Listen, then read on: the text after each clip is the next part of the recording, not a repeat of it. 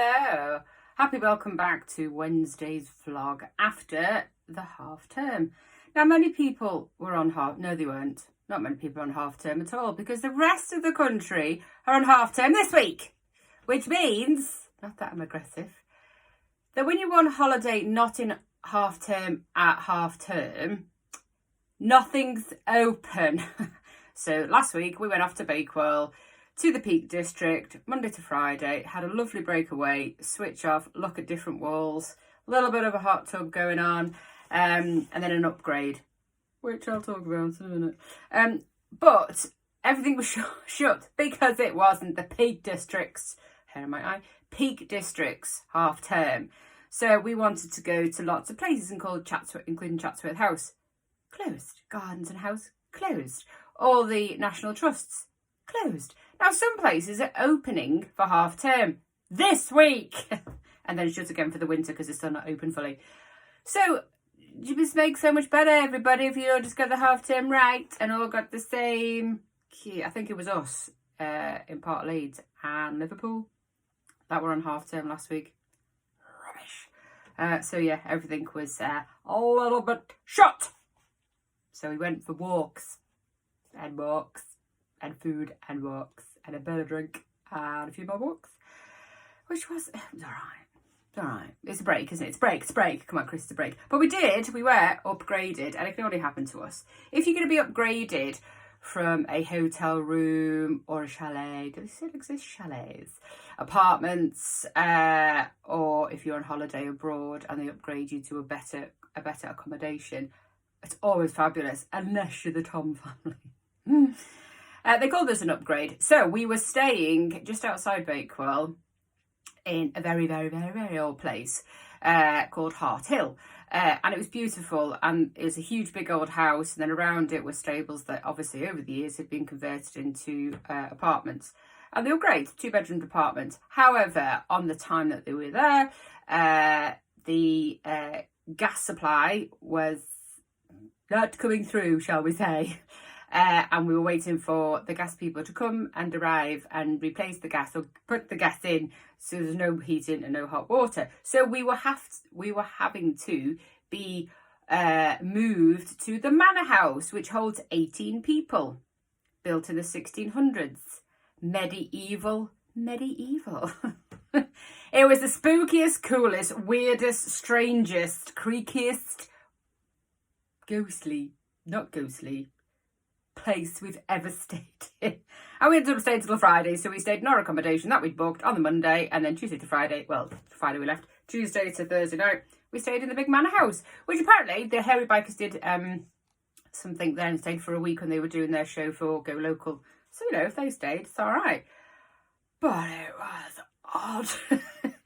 Very strange indeed, to say 1600s, very medieval, with sort of mod cons try to be put in place. Cool place. If you like mead with your breakfast, go. Anyway, we move on. Lots of things happening this week for people who are on half term. Joy for you.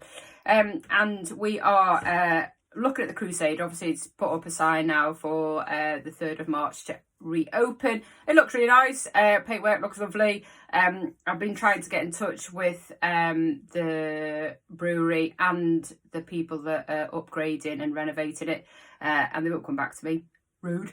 But I did notice that there was a licence extension through planning. I don't know if that's just going to extend their hours or they're offering. I'm not sure. But don't be in have a go. I don't think it's something, I think it's something that just they have to do and tick a box. If you want to have a nosy, there is their formal paperwork on the outside of their railings that's going on. But 3rd of March, hope they get crack on, because we can only see what's going on outside, not inside. I'd love to put something on the blog, but they won't tell me anything. Just rude. Looking at, obviously when I went away, I always like to try and shop independent when we're away, whether it's for food or items or whatever. And my son spent some of his wages at a really nice man shop and got some really lovely clothes and stuff. And it's so nice to sort of tell your kids and sort of be that influence on your children about why it's important to shop local, not just me, but just get, he even felt it, the actual warmth from the shop, not the heating, but the actual people that were really grateful that he came to the shop, the help he got and the chat and the banter. And he just saw what I always bang on about, which is how nice it is, you know, to be able to shop local. And he came away knowing that the wages he'd earned at his little job has actually, you know, gone to a really good shop. And so it's that feeling, so it's sort of influencing that feeling, which is really good. What annoys me about bigger businesses, and I know I've touched on this in the past, but if you think about every single business, more or less, Marks and Spencer's, the bigger business, Tesco's, what was I thinking, or B&Q, they all started off small independent businesses, and now they're massive corporate companies that some have been going for 100 plus years. But they all started off as a small independent company with one or two people at the helm that drove that business forward. So please stop competing with local independent businesses, because you were once one of them. It really annoys me. You know, just remember where you came from. Don't try and kick the independents. You can afford to, you know, not be so competitive with the smaller ones. Going on to social media. Jesus Christ. I know it's not a nice word to say, but come on. Obviously, with all the news with the poor lady that went missing that's now been found, and then we've got the spy hard detectives. Like, so, we say nothing. Social media sometimes is there to look, find, search, but you don't have to say what you feel, especially when you're being like a kid detective, like Leslie Nielsen from Spy Hard could do a better job. So could Inspector Gadget. Not the police. I'm talking about the couch detectives. Leave the police to do what they're doing, because they're clearly good at their job, as are all the people involved when anyone goes missing. Leave them to it. They are trained people. Whether you like it or not, whether you think that time should be better spent, it's up to you. So it's relevant to you. We don't need to know the details of anybody missing unless the police ask for public help. Until then, say nothing. The social media stuff that I've read, I've had to just switch it off, because, again, it just makes me disappointed in human beings. All these stupid people just think that they should have an opinion on what should or shouldn't be done. Just say nothing. That's far more helpful. Anyway, we move on. We binge watch when we're on holiday. Have you been watching Clarkson's Farm? Whether you like Jeremy Clarkson or not, whether you agree with what he said in the press a few months ago, I didn't. It wasn't very nice, and it was no need. And he was. It wasn't just off the cuff. He said what he said, and it was clearly thought out and edited, and it was put out. Not nice. However, Clarkson's Farm I do love, because he certainly does help farmers out there, I think, get people in the public to see how bloody hard work it is. But planning, any council planning people have always made me twitch. Because they make decisions about, I know that some decisions have to be made according to many things and policies, but just give a little. They just don't. And if you've watched Clarkson's Farm, watch it, because I think Jeremy Clarkson, with potentially the platform that he has and the money that might be in his side pocket or in his nice car, he wanted to move this cooperative forward and create something on his farm, include lots of farmers who offer different produce and products involved in that planning, that could actually help not just his farm, but lots of other farms. And then you've got the NIMBYs, which is not in my backyard, even though really it should be changed, because really that indicates that if it's in your yard, something that's happened is right up against it. It's not. It's just moan people that just need to grab by the jumper a little tap. I'm not encouraging violence, but you know what I mean. Just the people that just make it twitch. But he could write a policy for farmers going forward that if they want to diversify on their farm in order that they have a future, this policy could be written in planning. So when they want to do anything and diversify, it makes it easier. So Jeremy Clarkson, listen to me. I know it's a pain in the ass, and I'm hoping by the next series, which is being made, that there's more things moving on. But planning. They need to move forward. They're really archaic, and they need to think about stuff. I know sometimes planning does work for people, but it just drives me a little bit twitchy. Right, lots of things coming up. Moving on, so stop getting twitchy. Penny's Pot Shop. If you didn't make February's Make a Cup, she has one on the 11th of March between 11 and 1, and it's over at the Courtyard in Tadcaster. I will be there making a cup, but you do need to book. So it's pennyspotshop.com if you want to be on there. 2 hours. All the materials are provided. I want to know if I can make a straight cup. I'm not a straight cup. But I love stuff like that. It's an opportunity to do stuff that you might have never done before. So pennyspotshop.com to make a cup. The Good Food Store are sharing lots of things at the minute. Lots of their breakfast and Sunday lunches and late night opening. And there's loads of things going on there. And one yesterday, which was released on their TikTok page, if you're not following them, was about a Prime deal, the new flavour Prime, which has driven every single parent up the wall. Not me, because I'm not daft.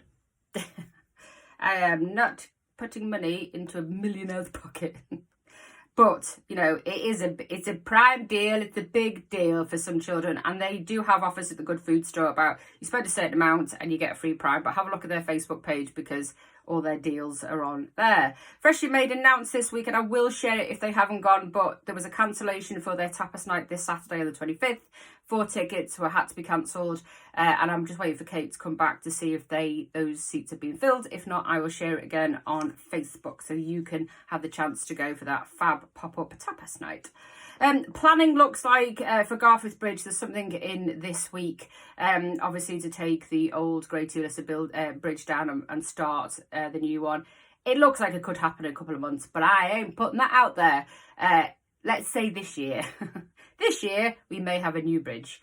And just speaking of that, a little segue there, the Station House Cafe, which is not far from the bridge, has just been named one of the top 15 best restaurants to go to in Leeds as a whole. So that was really great to read.